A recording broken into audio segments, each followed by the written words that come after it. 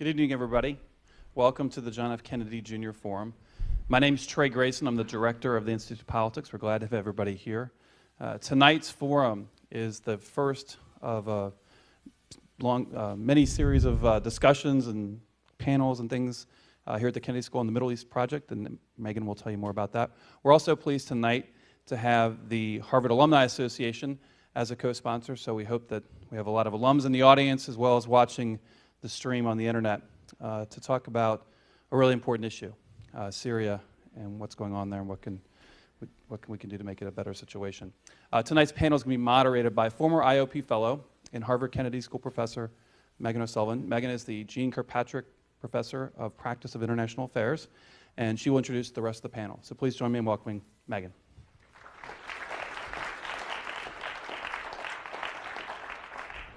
Good evening, and let me join and welcome you all here tonight. I think Syria is one of those topics that can pack the forum in more than twice in a week or two.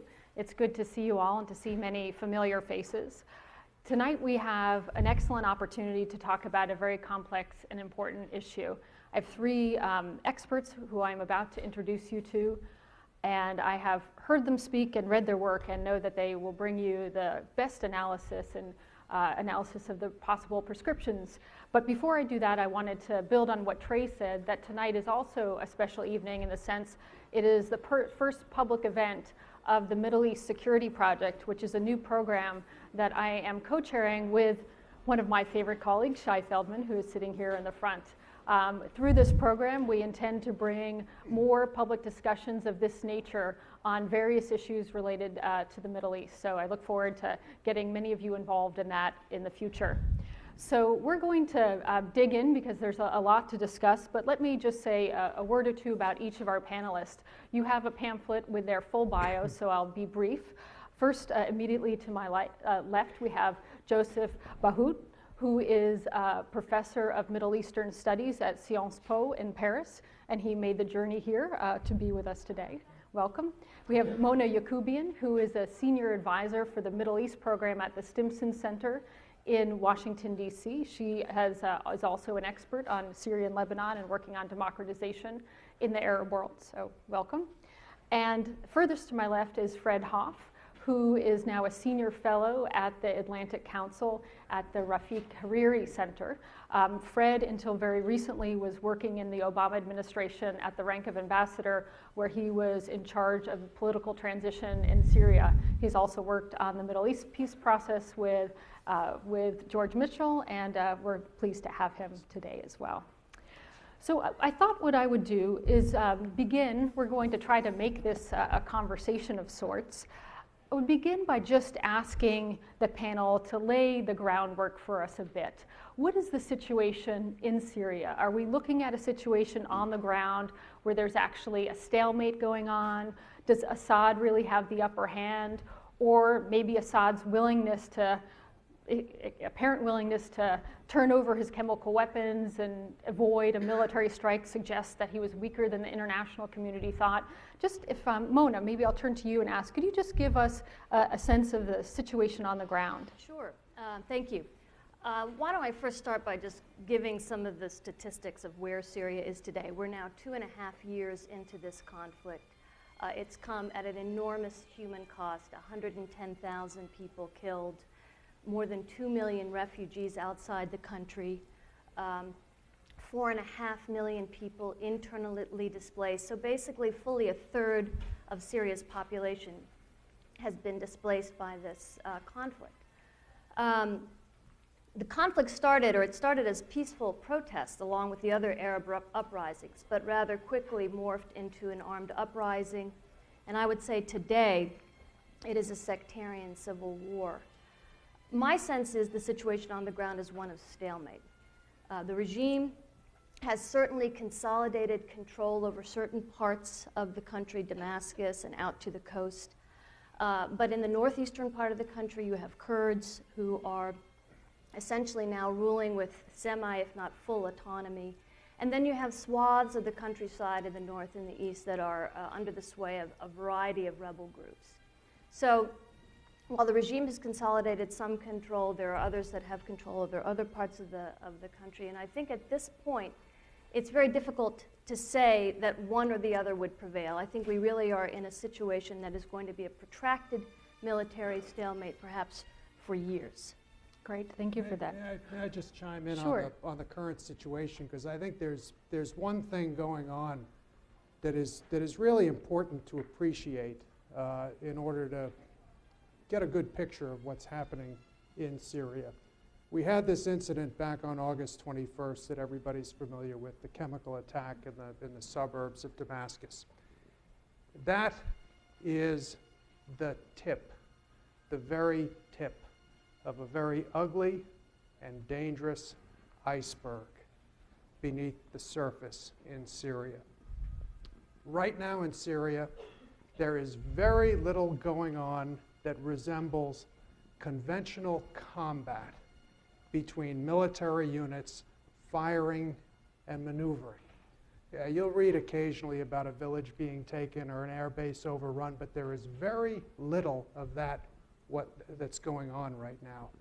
The bulk of the iceberg is a deliberate program by the Assad regime to use its artillery, its air force, its rockets, and its Scud missiles against populated areas that it's unable to occupy and control. And we'll get into this later, but I personally think this is the biggest obstacle to getting into some kind of a political track to resolve all of this. So, Fred, let me ask you to build on that. You and Mona have described the situation, and I want to ask you to answer the question that I think most or many Americans still have, which is, well, this is a tragic conflict, but what are American interests here? When President Obama was making his case for tactical military strikes, he really focused on the violation of an international norm. But are there more national security interests at stake from an American perspective? Well, I think there are. I mean, the president, for understandable reasons, focused almost exclusively on the tip of the iceberg over the last month. These chemical attacks.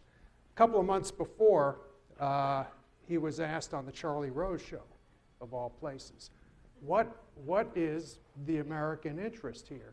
And basically he responded, well, we have a very serious national interest, national security interest, in the effect all of this is having on American allies and friends in the region. And we're talking obviously about Jordan, Lebanon, Turkey in particular. So in terms of sort of conventional national security interests, allies and friends being flooded with terrified, impoverished refugees running for their lives because of this program of attacking populated areas, that's important. Others would say that there is a responsibility to protect in a case of mass murder like this. That's a little bit more difficult a case, I think. But our UN ambassador, Sam Power, in her landmark book about this, A Problem from Hell, where she looked at case studies from the 20th century, how does the United States react to cases of mass murder in faraway places? It invariably takes presidential leadership to convince people this is the right thing to do. And that's actually been done in the past in places like Kosovo, where American allies and friends were not directly threatened by the violence that was taking place. Thank you. Joseph, I wouldn't ask you to count the ways in which this affects American interests, but perhaps you would like to speak from a French perspective, or originally being from Lebanon, a Lebanese perspective. Could you say a little bit more, build on what Fred has said about the regional implications? What's happening to Lebanon, to Iraq, to Jordan? These are really critical questions.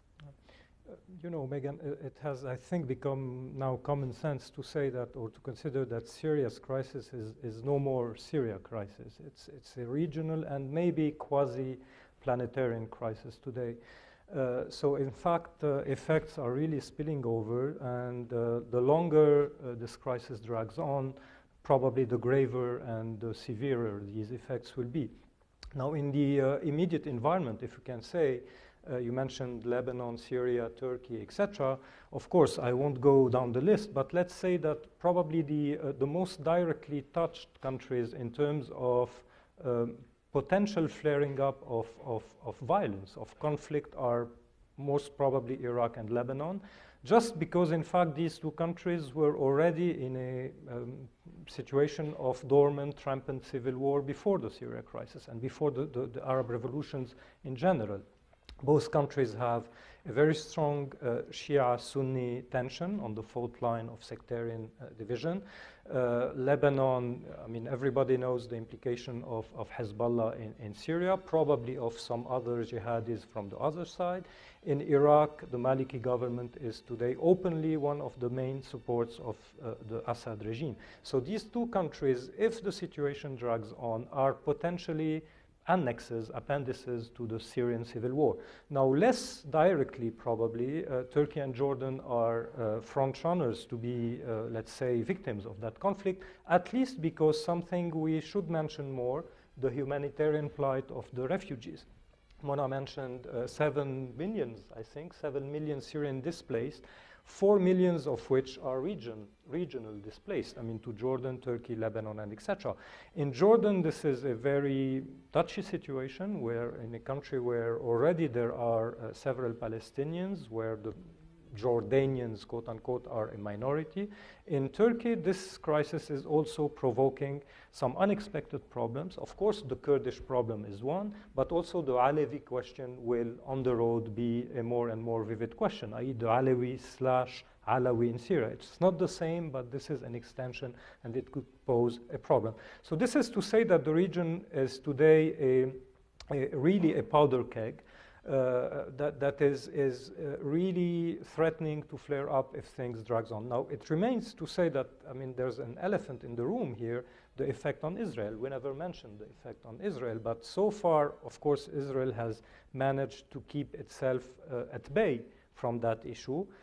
However, we must not forget that in the last 3 months, the Israeli Air Force conducted 4 or 5 raids on convoys, on weapons stocks in Syria, and etc. So Israel is also watching the situation very closely. If I may add in 2 seconds, planetary or international effects also to that. I mean, beyond the immediate region, beyond these 4 or 5 countries that are surrounding Syria, I think the effects of the Syria's crisis are also corrosive and very, very dramatic. They are corrosive for the entire region, because first of all, this issue has become now a complete proxy war between Iran on the one hand, Turkey on the other, Iran on the one hand, the Gulf states on the other, and probably Iran and the rest. I mean, part of the nuclear standoff between Iran and the Western community is today played in Syria. Second effect, if the Syria situation drags on, radicalism in the region will also increase very dramatically, the flow of jihadis and etc.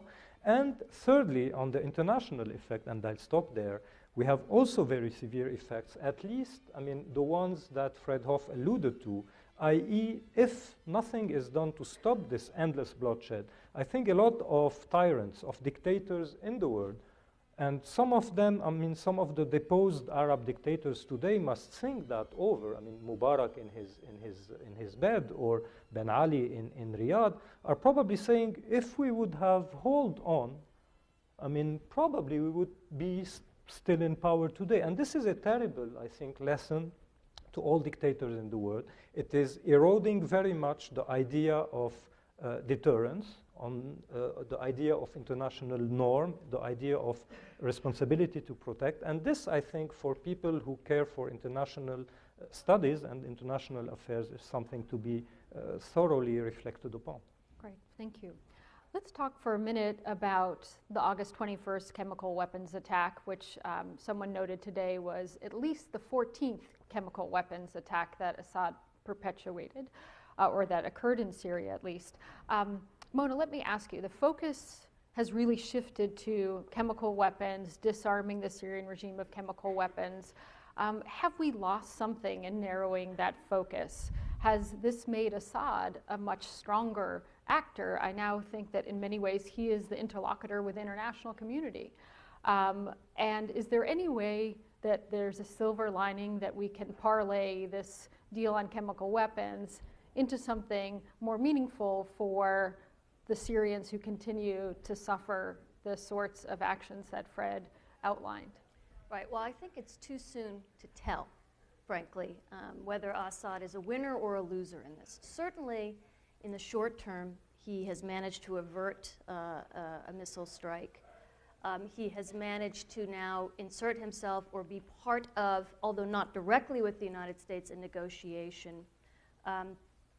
There is the implied assumption that he will be in power, at least through the duration of when this chemical weapons agreement is actually implemented. And of course, there are huge questions about that. Will the weapons agreement be fully implemented? What happens if Assad doesn't comply? Is this simply a delay tactic? All very valid questions. And I think in some ways, if in fact the weapons agreement fails, and there are no follow-on consequences, then clearly he will emerge from this stronger. The other side of this, though, is that if in fact this agreement between the United States and Russia paves the way toward a broader diplomatic process, negotiations process on Syria, that could actually represent a very important turning point. I think what has been said all along, there's lots of divisions about what to do in Syria, what's the best kind of intervention. But one point on which there is consensus is that ultimately Syria needs to be resolved through a negotiated settlement. So the jury is out.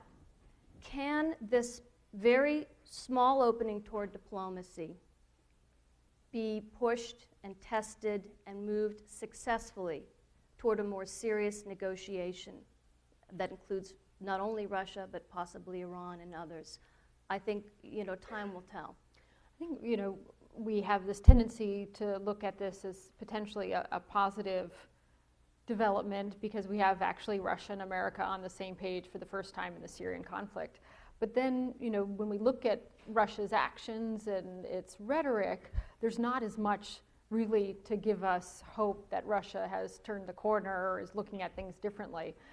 Fred, how do you look at this? Do you think that a political solution, and I'll want to get the take of Joseph as well, but is a political solution possible? Can we hope for what Mona described? Yeah, it's possible, Megan. I think under current circumstances, it's not very likely. I mean, we have the President of the United States, and I suspect every leader of Western Europe saying that there's only one way forward for Syria, and that's for a negotiated solution. War cannot settle anything here. Okay? There's only one problem with that analysis. Russia, Iran, and the regime itself are not buying it. Okay? We have a President of the United States who said something that I think we all hope is true. He said it at the UN today. The Cold War is over. Okay? I would feel much better about that assertion if I were absolutely sure that Vladimir Putin shared in it. And I'm not at all sure of that. Look, on the chemical agreement, at the end of the day, if all of Syria's chemical arsenal is moved out and destroyed, 23 million Syrians, all Jordanians, all Lebanese, all Turks, all Iraqis will stand up and applaud. There is nothing wrong with that per se, taking out of the hands of a guy who actually used this stuff against civilians. There's not a thing wrong with that. The issue is, as Mona indicates, can a bridge be built? Can we move from the tip of the iceberg to the iceberg itself? John Kerry, Sergei Lavrov, his Russian counterpart, are going to be meeting this Saturday to explore that, to see if there's a way to get to a Geneva conference.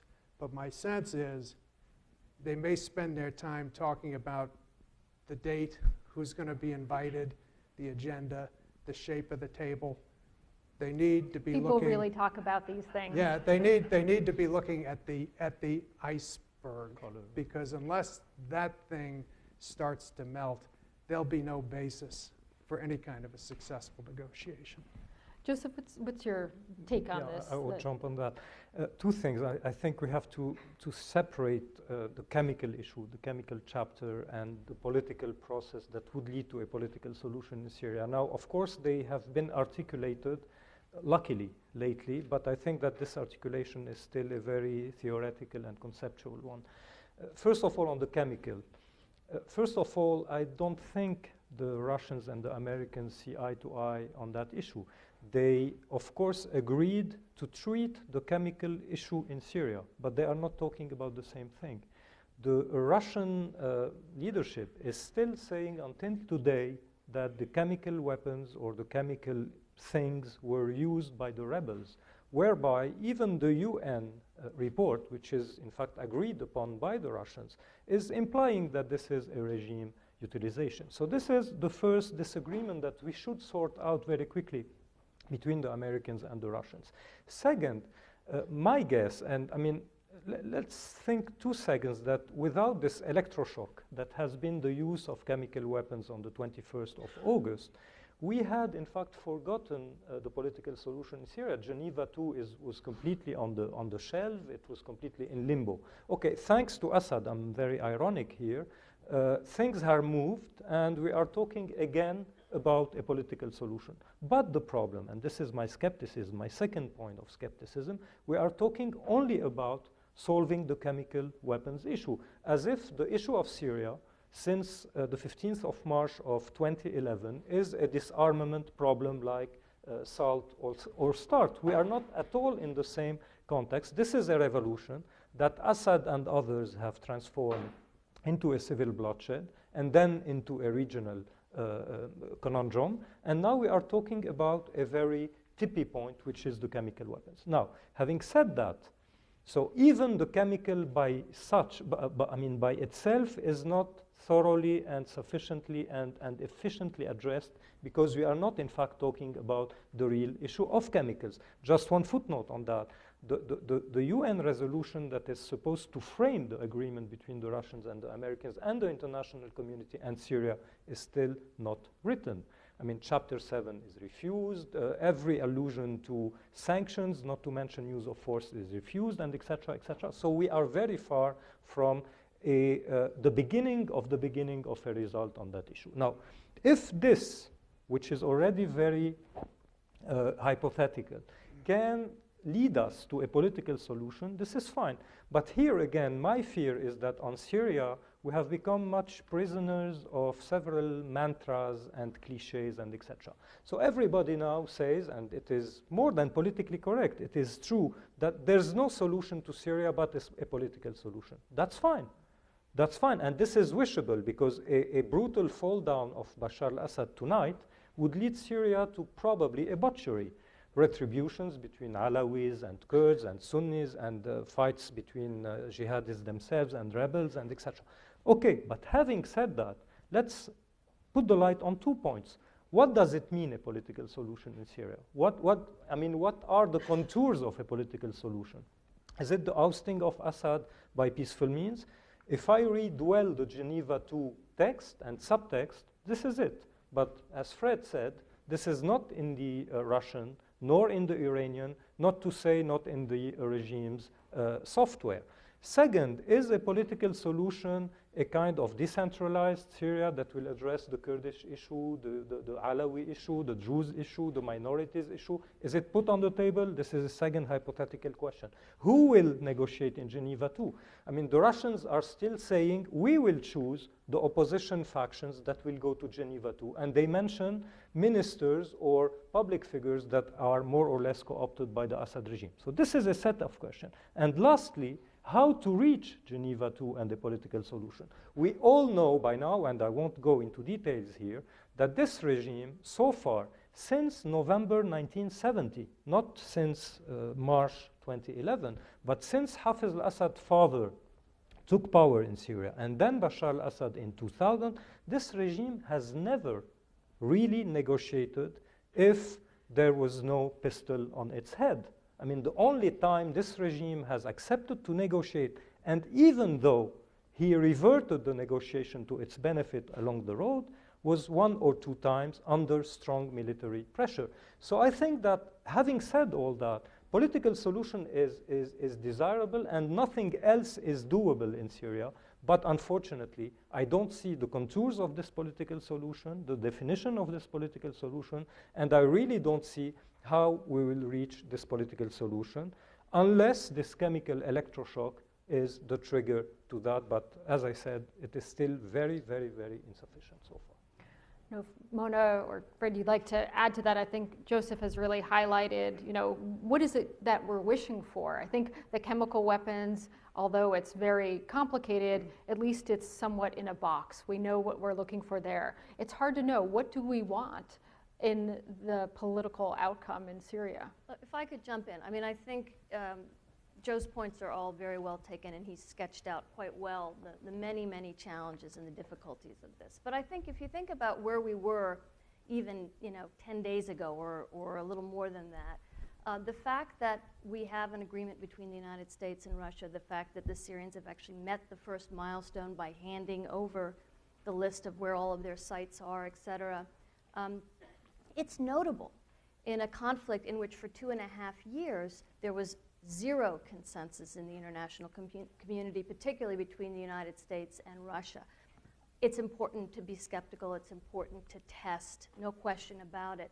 But I think if you look at the trajectory of the Syrian conflict, in the absence of some broader strategy in which diplomacy plays a key role, you are looking at years, as I'd noted from the outset, of conflict.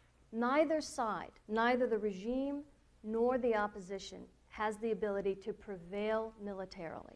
You have civilians that are caught in the middle of that. I would maybe take a little bit of issue with the way Fred characterizes it, because it's not simply a regime, which is no question horrific in the kinds of tactics it uses, but there are also abuses that are being undertaken by rebels, and those are documented by the United Nations as well. And so we're in this situation that, if left to its own devices, really spells years more suffering and bloodshed. So my argument is, if there's the possibility to somehow shift the paradigm, to somehow shift the dynamic on the ground, we need to be looking for that, whether via diplomacy, possibly with the credible threat of the use of force, which I think no doubt played a role in getting us to where we are today, and possibly even in the limited use of force. But to think about those tools without a broader strategy, I think is folly. And so I think to be naysaying all of what's happening with Russia and Iran, we may lose out on a very important opportunity. We're going to turn to, I'm going to ask you a question, Fred. We're going to turn to the audience in a few minutes, but there's one issue I want to get in a little bit, which follows directly on from this. What should the international community be doing? If we all want to get to a political solution, but Mona, as you suggested, there are many paths there, or there are many components to a successful path there. Fred, could you say a little bit about what we should be doing. I know there's a little bit of a difference of opinion on this stage about the question of arming the rebels, and I'd like to surface that before we turn open to some outside questions. Let me start very briefly by just saying that the question you asked, what is it we want? This is kind of a central question, isn't it? I left the Syria business in the State Department almost exactly 1 year ago. Okay? I will tell you, during my time in the U.S. government, and I just came in 2009 to help out George Mitchell initially, I saw no evidence of any systematic methodology to define the objectives of the United States or to create a strategy for implementing those objectives. I think part of the answer to your question is for the United States of America to do its homework on this and to start operating a national security system that makes sense. Now, Susan Rice has come into this job. She has spent some quality time with two former successful practitioners, Colin Powell and Brent Scowcroft, trying to establish a system that replaces hunches, that replaces, last-minute zigzags like we saw recently when the president very abruptly, on the basis of no interagency deliberation, decided to take this question to Congress. Whether you agree with that or not, the methodology was horrible. The president says, oh, I'm being criticized on style points. No, it's much more. It's much more than that. It's about how the business of national security affairs is done. I think what we ought to be focusing on now, this is mainly a matter for the United States and Russia. Russia has some leverage with Assad. I think that when Mr. Kerry gets together with his Russian counterpart this weekend, he ought to be saying, look, if this is going to go anywhere, you've got to go in to your client and tell him to knock off the mass terror campaign. Stop bombing, strafing, and shelling civilians. Because unless we Russians hear from Lakhdar Brahimi, the UN Special Envoy, that you're cooperating with him, until we hear from Brahimi, you get nothing from us. Nothing. Whether it's under contract or not. No weaponry, no ammunition, no political cover in the United Nations. I think it's an opportunity for John Kerry to find out just how serious Moscow is in all of this, to find out whether or not this chemical thing was just a ploy to get Assad to put the chemicals back in his holster and get on with the business of winning the war in Syria. So I think that's really the priority that's staring us right in the face. I'm going to turn that into a little advertisement for the Kennedy School. We try to make this point that actually process matters. Process really counts. The information you put into a process, the way you analyze it, the people in the room matter, and what you get out is really affected by that. I'm going to open it up to questions. I think Joseph wants to make a comment on that, but please, I encourage you to line up at one of the microphones, and then we'll turn to the audience. Would you like to make a comment as people are gathering? I'll take the opportunity of questions to do my comment. Great. I will start up in the balcony there, and I think we all know the rules. Please identify yourself, number one. Number two, please keep your question short. And number three, please have your question end in a question mark. So please. Hi, my name is Madeline Lear. I am a freshman at the college and a member of the JFK Junior Forum Committee. On behalf of the committee, I'm going to be asking the official Twitter question of the evening, which is, what are the roles of national governments, international organizations, and nonprofits in solving a humanitarian crisis? In terms of Syria, which sector can have the most impact, especially considering the particular barriers? i.e. Congress not yet greenlighting limited airstrikes. Great. And please don't be shy. There's time and room for lots of questions, so I look forward to more. Who would like to take a stab at that? Mona, do you? That's a great question. It was actually what I was going to say should be our short-term priority, is to do everything we can to alleviate human suffering in Syria. And here, humanitarian organizations, NGOs, relief organizations have a huge role to play. There are two big issues. One is resources, and the second is access. And so the United Nations has issued the largest appeal, I think, in its history. It's over $5 billion. It is only, I think, maybe 30% funded.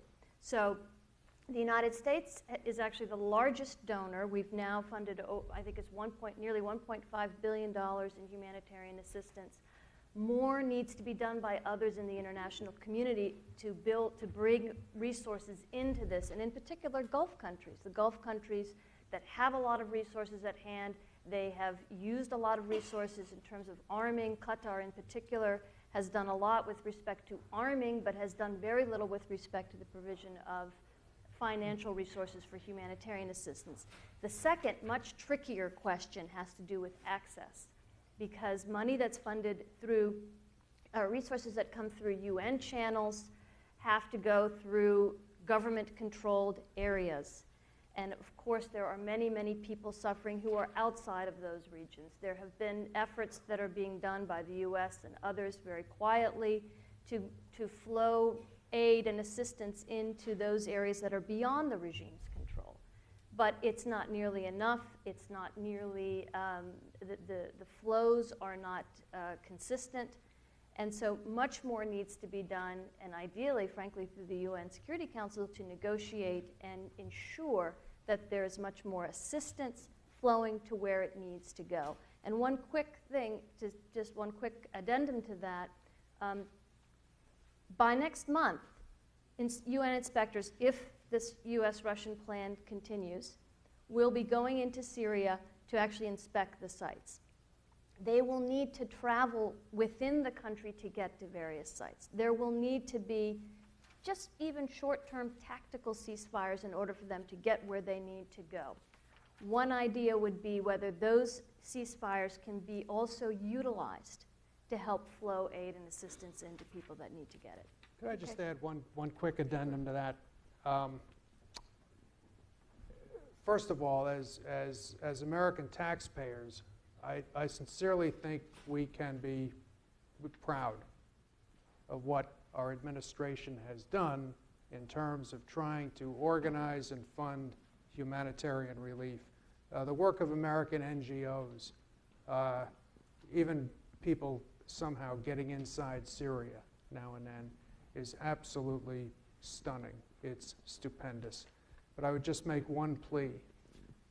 Don't forget what's driving this humanitarian crisis. The International Independent Commission of Inquiry recently made a report. You can get it publicly. They made it to the Human Rights Council. Read that report, and you will get an idea of what's happening. A comprehensive Assad regime program to target civilians. Are there members of the opposition with blood on their hands? Yes. This commission named 3 jihadist groups. 3 groups with al-Qaeda connections. So let's not make the error of using the same brush to tar the regime and the opposition. It's the regime and units affiliated with al-Qaeda that are neck deep in the business of war crimes and crimes against humanity. And that's what's driving this problem. You wanted to chime in as well on this issue? Briefly. In fact, I would like to add a political dimension to what Mona said, and of course Fred, but I fully agree. But the political dimension is the following. We tend to forget that, in fact, groups and nebulous like al-Qaeda, Jabhat al-Nusra, ISIS, and etc., flourish on this kind of sand. In fact, they flourish on this, I mean, how do you say, on devastated areas, on disempowered communities, and etc. So on the top of the mere humanitarian necessity of helping refugees and coming to assist what we call the liberated areas in Syria, there is a political calculus here. Let me just give you one example. In Lebanon, in the 80s and the beginning of the 90s, the irresistible rise of Hezbollah started because this very clever political movement knew how to enter into or to introduce itself in the vacuums left over by the political power and the Lebanese states. The rise of Hezbollah very exactly began in 1987, I think, when Hezbollah's engineers opened the road in the Bekaa Valley that were completely closed by snow. And since then, Hezbollah transformed, besides its political apparatus and besides its military apparatus, into a very huge welfare state system. So the same is done today in the liberated area. Second point, when an area is lost by the regime, and this is, I think you all know it, and Fred probably knows it better than all of us, when a region is lost by the regime, the tactics of Bashar al-Assad's forces is to completely devastate this region with scuds and etc. What's the calculus behind it? It's to shut down, break down, completely destroy hospitals, schools, dispensaries, and etc. People there are left with the rebels in these regions, rebels unable to provide any basic service, and then the propaganda of the regime says, okay, you wanted to be liberated by these rebels? See what they are getting you. See what they are providing to you. And in fact, these people are not able to provide anything. This is why when, and here, I mean, the French experience is interesting, when the French encouraged, for instance, local councils in Raqqa, in Idlib, in etc., to do elections in order to provide for themselves governing bodies, of course, the radicals won the elections because they had the money and they had the service providing. So if we want to curb these people, we have also to step into that game. It's not only the weaponry and etc., it is also humanitarian assistance that will create an eviction effect to these groups. And this is a political, let us say, necessity and not only a humanitarian necessity. I hope we continue to get into that idea about is it possible to really support a less sectarian opposition? But let me turn back to our questioners up in the balcony. Thank you. Hi, I'm Jenny. I'm a sophomore at the college. And Mona, I know you mentioned that there's a broad consensus that out of this conflict comes some sort of settlement negotiation. And I was wondering if any or all of you could give more of a picture of the kind of groups within Syria that should be sitting at that negotiation table, and what kind of picture, however vague, you can provide of what kind of Syria comes out of that negotiation.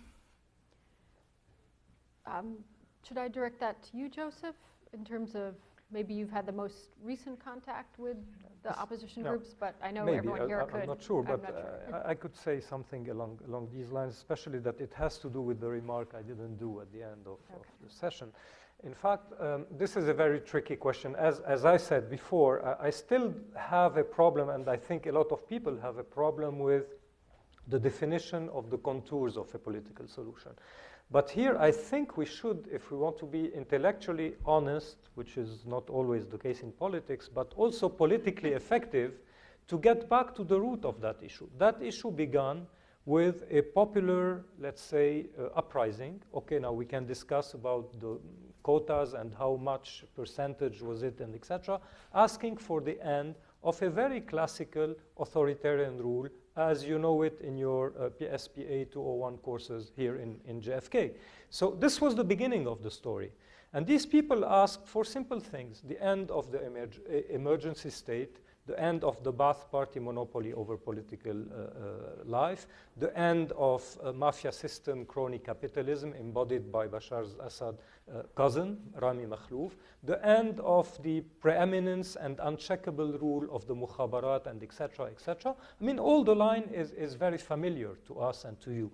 Now, if we have to get back to that, I think that it is embodied in the sixth, if I'm not mistaken, Fred, you will correct me, in the sixth point of the Brahimi/Annan, let's say, blueprint, which is in fact the very famous magical word or sentence saying we have to form a transitory government agreed by the two parties that will have full executive power, and this is the underline, full executive power over the security services and the armed forces, leading to a transition, leading to free and fair elections and etc. Underlining, or the subtext is that Bashar al-Assad and his, let us say, clique will exit smoothly from power and gain, as a quid pro quo for that, an amnesty and safe, let us say, safe exit, which is already very much for a man who is, by all standards, a war criminal. Okay, this doesn't answer your question so far.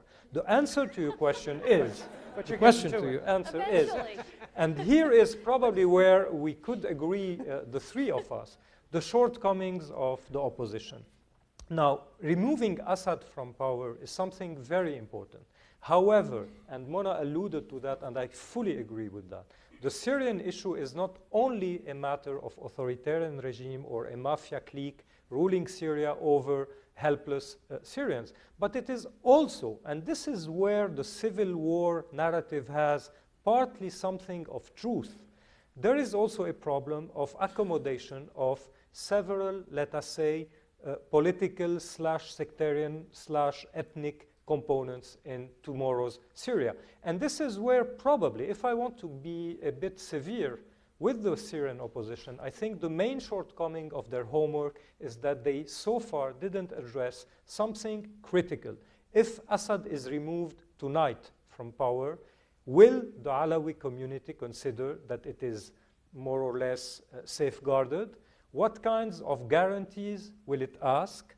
And here is the Russian, I think, importance, because the Russian and maybe the Iranians one day could be the guarantors of such an agreement, something along maybe a reconciliation conference in post-Syria and etc., something maybe along federalist lines and etc. I don't know, but what I know for sure is that so far, and this is probably the main reproach I would do to the Syrian opposition, they have not really seriously and frankly let us say, sketched out these contours, because they are obnubilated today by the necessity and the severity of stopping the violence and stopping the shelling on their heads. So I just want to stress this issue.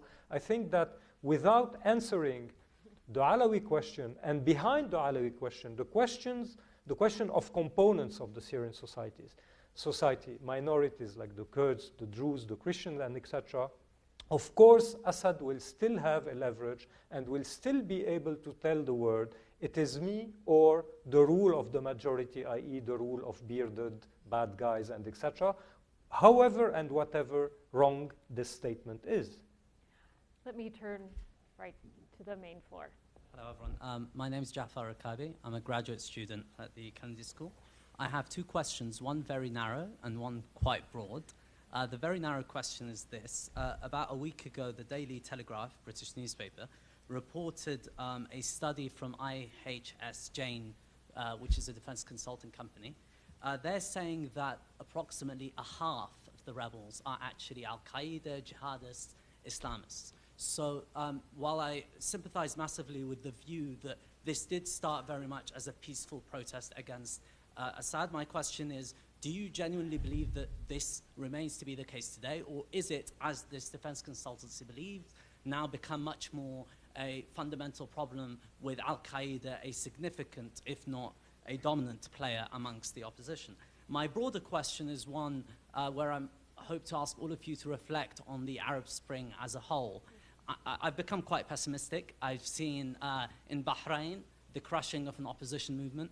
I've seen in Egypt essentially the restoration of a government dominated by the military. I see what's happening in Syria. I see Saudi Arabia funding so many groups and movements, the most authoritarian regime in the region, untouched. Do you believe that essentially the Arab Spring has failed, or are you more optimistic? Do you see it maybe as parallel with Europe in 1848, where you had revolutions crushed, but eventually a decade or so, a few decades later, you had democracy following on?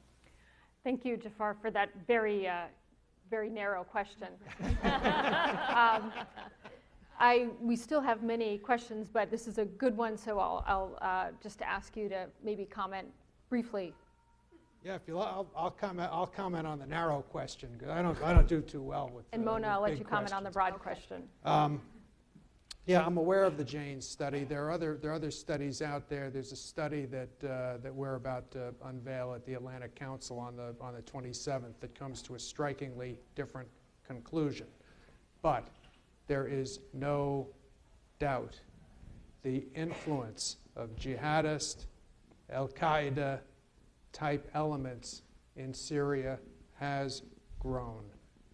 Remember back to March 2011, when this thing was a peaceful protest, when none of these elements were in Syria.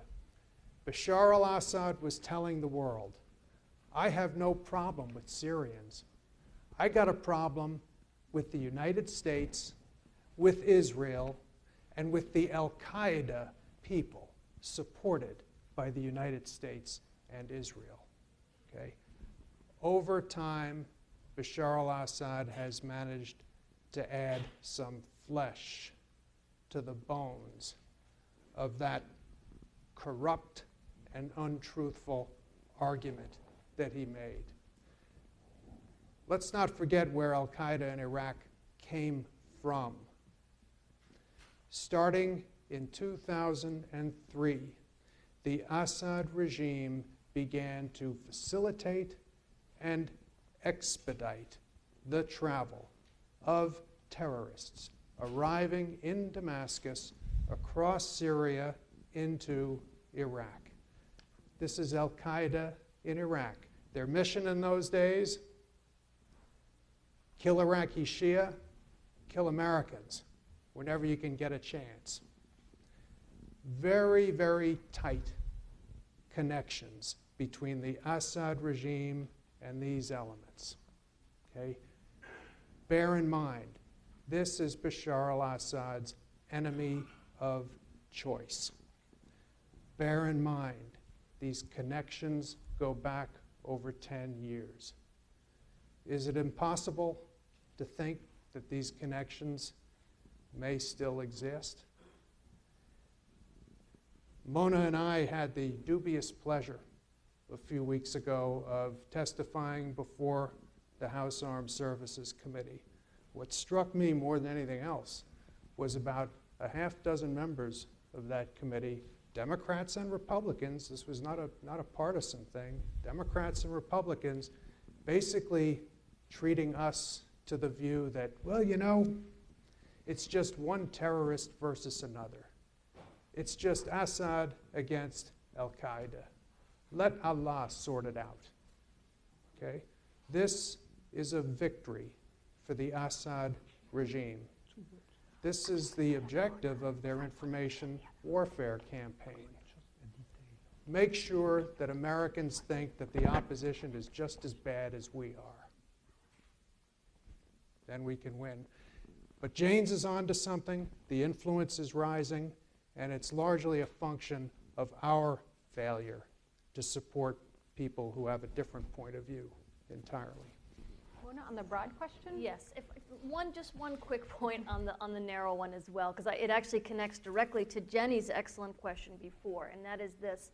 I do think we are seeing a continued fracturing of groups on the ground in Syria. I do think empirically we can map mounting extremism. There is also a broad spectrum. There are jihadists on the one hand who have a transnational vision of that Syria is part of should be part of a transnational caliphate. There are, though, more radical nationalists with a much more extremist view of Islam, Salafist Islamists, who also make up a nice chunk of the rebel groups on the ground in Syria. You would be hard-pressed, I think, to find rebels with a strictly secular view. I think they are a distinct minority. And indeed, just today, there was a statement issued in which a number of groups ranging from al-Qaeda types to ones that associate with the FSA, a more moderate grouping of rebels, who disavow completely the political opposition, the Syrian opposition coalition, and call for Sharia law. And what all of this means is, at a minimum, the rebel groups are divided and fractious, and it's going to be very difficult to know whomever sits at that table in Geneva, should we get there, is able to, in fact, control and influence the many groups that are proliferating on the ground. Very quickly on the big question, because it's a great question. My sense is that I don't use the term Arab Spring, I think it's Arab uprisings, that this is part of a generations-long transformation. And it is very difficult to look across the sweep of countries that have undergone change in the Arab world today and feel hopeful.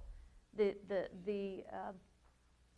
stories of counter-revolution, of upheaval, et cetera, unfortunately are in the forefront. However, I do believe you cannot have decades of authoritarian rule and then see democracy and free markets springing up over the course of 2 or 3 years. The social contract that pertained in the Arab world for those decades has been undone in many places. But what is to replace it has yet to be built. Great. We have about 10 more minutes, and I'm going to get these 3 questions, these people who have stood patiently. So let me start down here. Hi, excuse me. Hi, I'm asking this question on behalf of the John F. Kennedy Jr. Forum Committee. Is there anything that I can do as a student here in the United States to end the bloodshed, or as we say, that's the title of this forum? Is there any humanitarian relief that I can donate to, or is there anything that I can facilitate? I'm just purely curious. Great. Oh, good question. What can the person who's unaffiliated do to end the bloodshed? Any ideas, suggestions? I would say one thing you could do is, and you probably do a lot of this online, figure out what kind of locally based NGOs are doing humanitarian work in Syrian refugee camps and in Syria itself, and see if you can give them some time here in Boston. I suspect such groups exist here. There is a large Arab American community here, and I think if I were in your position, and I kind of wish I were, I think that's what I'd be doing. Great. Joseph? I find this question quite admirable. I would say that besides, the simplest thing, which is giving donations to humanitarian associations or foundations or etc. that work on the ground, I think there is a very, very urgent issue that has to do with Syrian children. Among the 7 million displaced today, more than half of them are below 20 years, 20-year-olds. And these people are a generation that will most probably become, besides the deviances that you can imagine, will become probably much driven towards violence and political violence. And then we ask, where do jihadis and etc. come from? It comes from there. Just to give you one example or 2 illustrations, the Zaatari camp in Jordan, is an open-air camp, and when you know the winters in Jordan, you can imagine what I'm talking about, of almost 1 million people. When you look at the picture of that camp from the air, it is amazing. You think you're on Mars or on the moon. Zaatari today is the 3rd or 4th Jordanian city, and it is a camp in the open.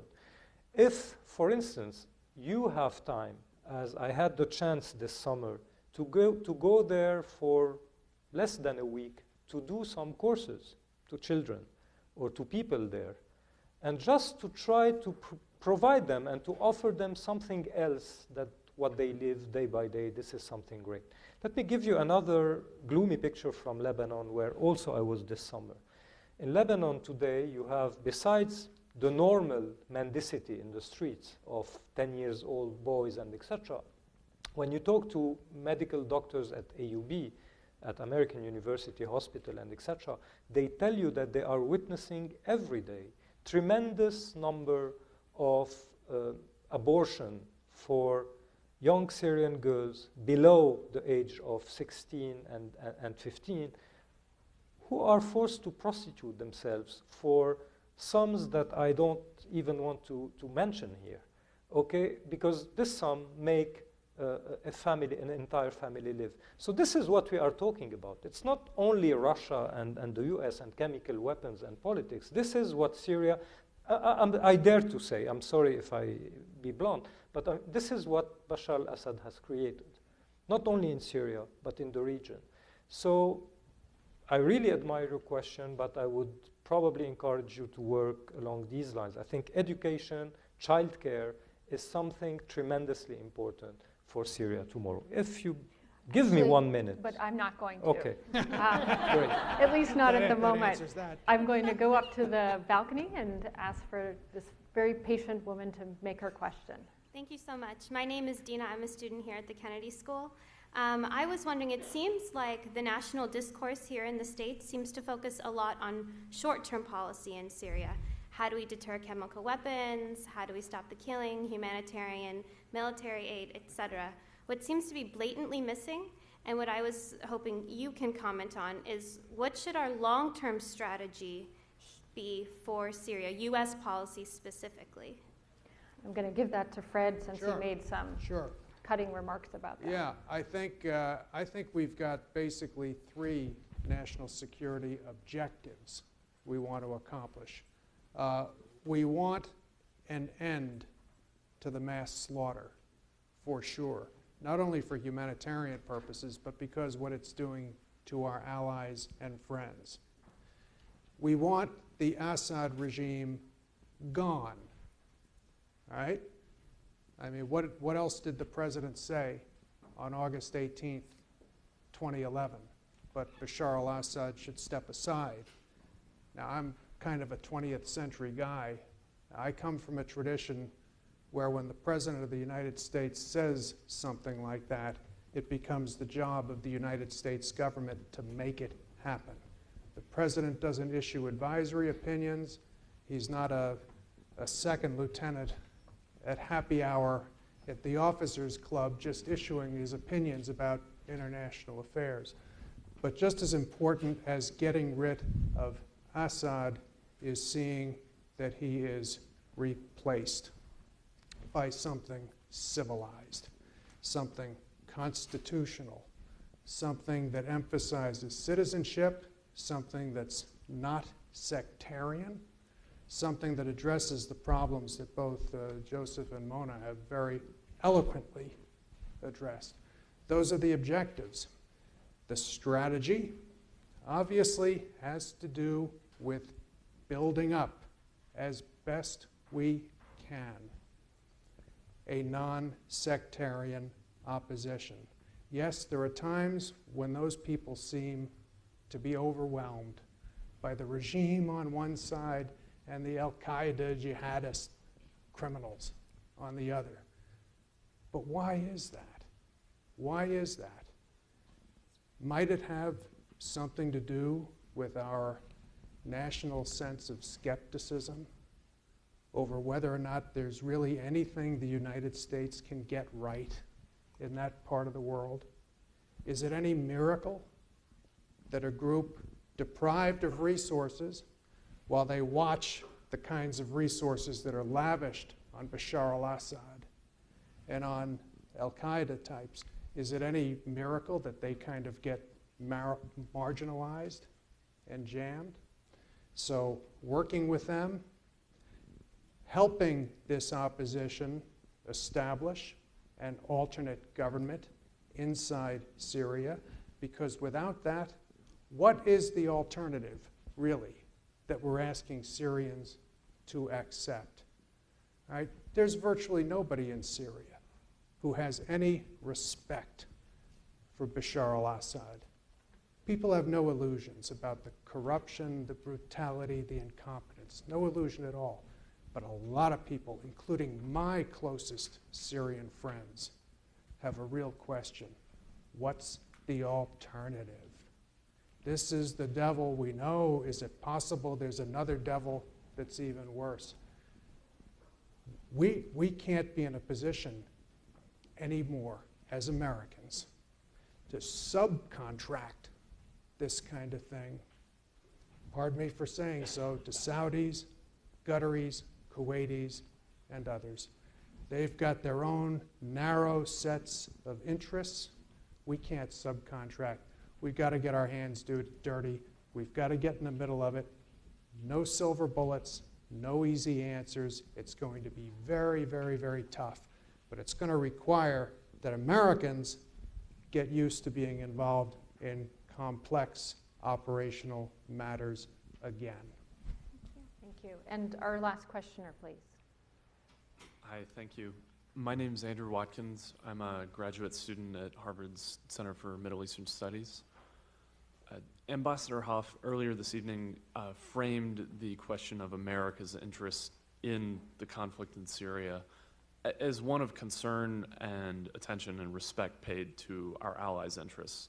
And you've just now mentioned our need to get our hands dirty and to not subcontract, so to speak, the problem to our regional allies.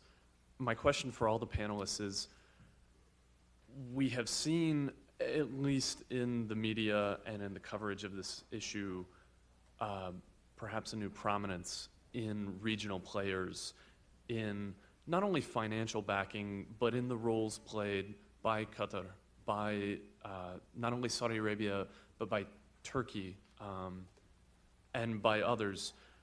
My question is, are we looking at a new dynamic of regional nation states and ruling parties in how they contribute to what may have previously been a great power negotiation over the Syrian question? And whether we are or not, how does the United States specifically and more generally, how do international institutions come to a negotiating table if new roles and new boundaries and new contributions must be considered by previously minor states? Great, thank you for that. I'm going to ask each of our panelists to comment on that or make a last comment. So Fred, I'll start with you and move down.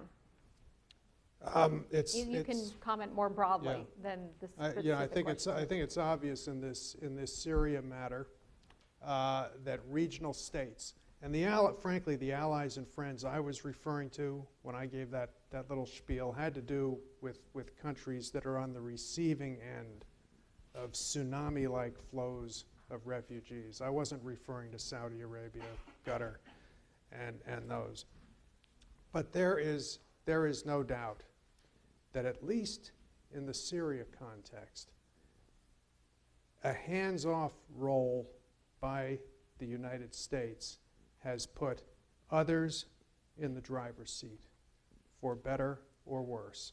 Now, I must say at the beginning of this, when I was in the State Department, I was one of those who said, you know, the last thing we want to do here is put American fingerprints all over this. This is a Syrian revolution. Syrians, you know, should make connections with others in the Arab world and drive on. It became pretty clear after time that that was going to be the wrong medicine. All right? If you talk to Saudis, Qataris, Turks, and others, the one theme that comes across consistently is, where is the United States? Has the United States just abdicated? I don't know that Syria is the wave of the future for the role of the United States. President Obama continues to refer to the United States as the indispensable nation. I think he's absolutely right. Now what we need is a foreign policy that lives up to that label. Mona, last thoughts? Yeah, very quickly. I mean, first, I think proxy wars, of course, are nothing new in the Middle East. And for quite some time, Lebanon was the arena for those kinds of proxy battles. It's now Syria, and in many ways it's supercharged as a result because of Syria's geostrategic importance and because of the changes that are washing over the region. So that's the first point. I don't necessarily think we're seeing something new.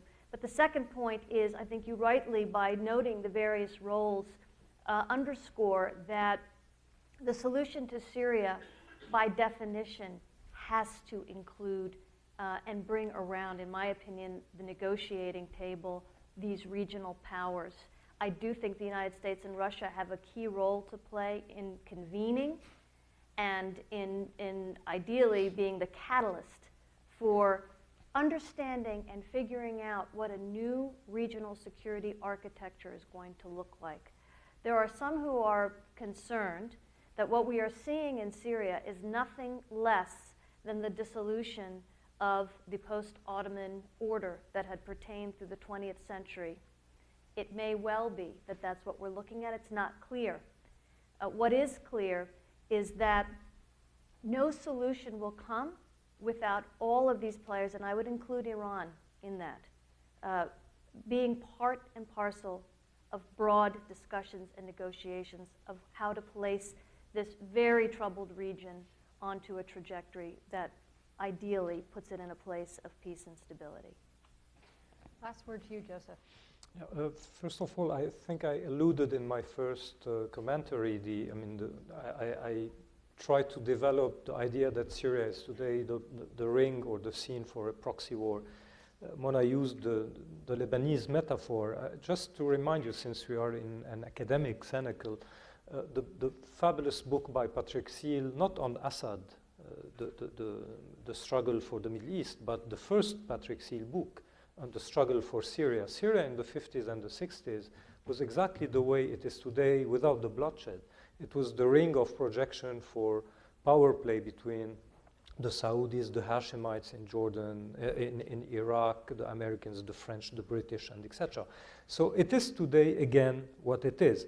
The problem is that Syria today is the scene of projection of proxy wars, and it's also the diffusion, let's say, the generator of violence for the region. So it's in and out, it's out, in, and in, out. And this is maybe the difference, and this is maybe the urgency of the Syrian question.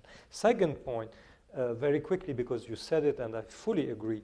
I think if we have to today draw some lessons from what's happening in the Levant since 2003, let's say, before the Arab revolutions, with the invasion of Iraq, but mainly with the Arab revolutions, I think that we are unraveling and probably finishing to turn an entire page of political, sociological, economic, intellectual history in the Arab East. I think that the Sykes-Picot, let's say, software is today probably vanishing in front of our eyes. To be replaced by what, I don't know. We are in a kind of Gramscian parenthesis, where something is dying, something new is unborn, and monsters are appearing in between. This is exactly the Gramsci metaphor. And this is exactly what's happening in the Middle East. And if I mentioned a political solution in Syria that would cater for Kurdish rights, Alawi rights, and etc., if I would have said that 2 years ago, probably people here would have jumped to me and tell me this is against Arab national ideas and etc. I think the Arab revolutions have completely achieved several taboos in that region. And I think that you mentioned, something important, boundaries. Even boundaries are today put into question. Without telling you something new, Iraq is today a quasi-partitioned or federal state. Sudan is partitioned. Syria is de facto partitioned. Lebanon today, more and more people dare to say, politicians dare to say, let's address the federal issue or a kind of political formula that would accommodate diversity and etc. Egypt is probably one day will be forced to address this issue to accommodate diversity, etc., etc., etc. And of course, Libya. And the third point, and it goes back to the broad question on culture and etc., like the Arab revolutions are ending an era politically and economically and geographically, geopolitically, I think it is ending an era culturally and in terms of mindset. I completely agree with you. This is a generation-long process.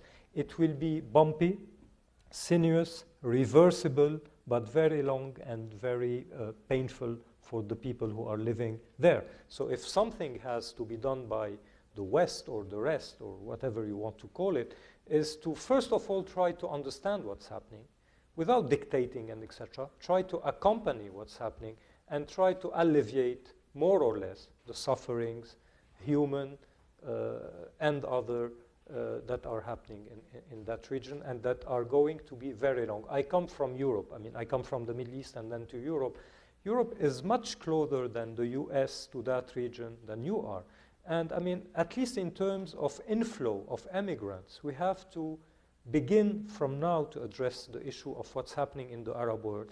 At some kilometers to the south of France, Spain, and Italy, and etc., this is something that we have to learn to live with for not only 2 or 3 years to come, but for decades to come. So I think that we have to begin, recreating our own software to accompany the new software that is being crafted in the Arab world today.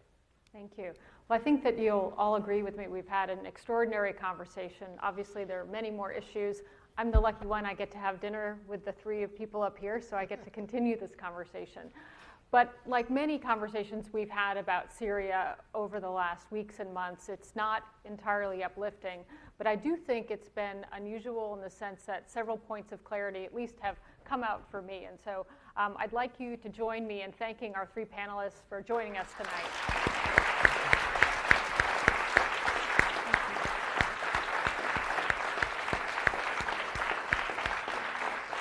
And let me wish you all a good evening. Thank you.